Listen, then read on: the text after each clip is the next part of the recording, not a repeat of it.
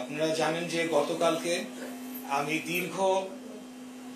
প্রায় 5 বছর আইনি লড়াইয়ের পর রায় পেয়েছি আমার পক্ষে এবং আমি ন্যায় বিচার পেয়েছি।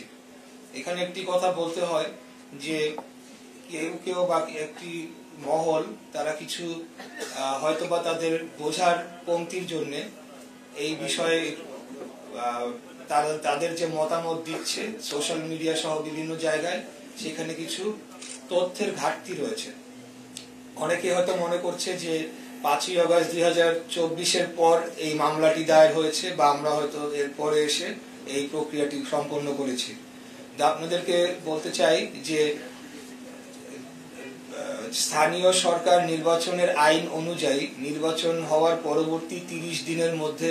অভিযোগ করতে হয় এবং সেই 30 দিনের মধ্যেই মামলাটি করা হয়েছিল এবং পরবর্তী 180 দিনের মধ্যে এই মামলাটি নিষ্পত্তি হওয়ার আইনি বিধান থাকলেও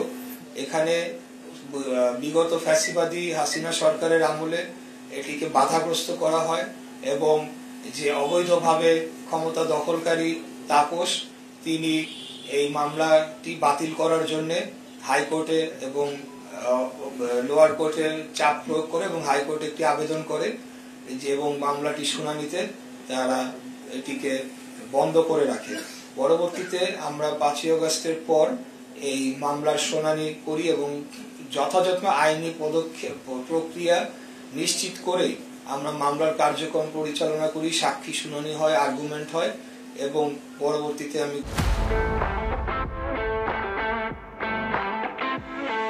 গতকাল আমার কাঙ্ক্ষিত রায় যেটি সেটি আমি পাই। অতএব এখন যদি আমি আমার ন্যায় বিচার চাই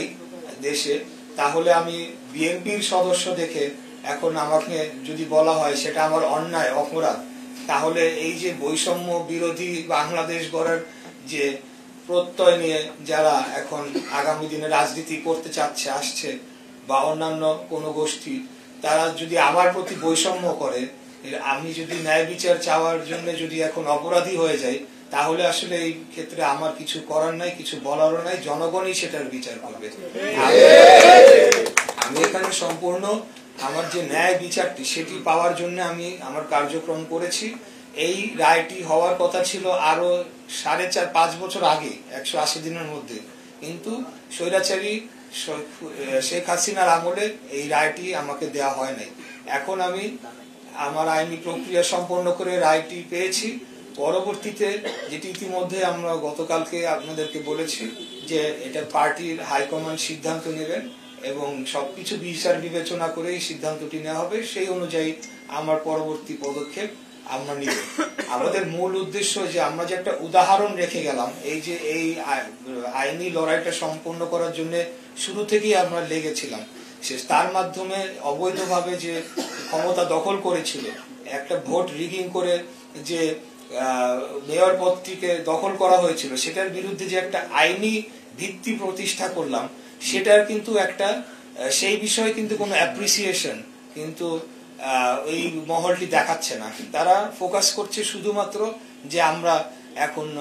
মেয়র পদে বিএনপি প্রার্থী যাচ্ছে এখানে, কিন্তু আমরা যে একটি আইনি উদাহরণ দৃষ্টান্ত স্থাপন করে গেলাম, সেটির জন্য তো তাদের আমাদেরকে ধন্যবাদ দেওয়া উচিত ছিল যে আমরা একটা আইনের যে শাসন সেটির জন্য আমরা কাজ করে যাচ্ছি। তো এটা হলো আমাদের মূল উদ্দেশ্য, মূল লক্ষ্য, যে আমি কিন্তু হারি নাই, আমাকে হারিয়ে দেওয়া হয়েছে, অতএব সেটা কাগজে কলমে প্রতিষ্ঠা পাক, সেটাই আমাদের লক্ষ্য ছিল।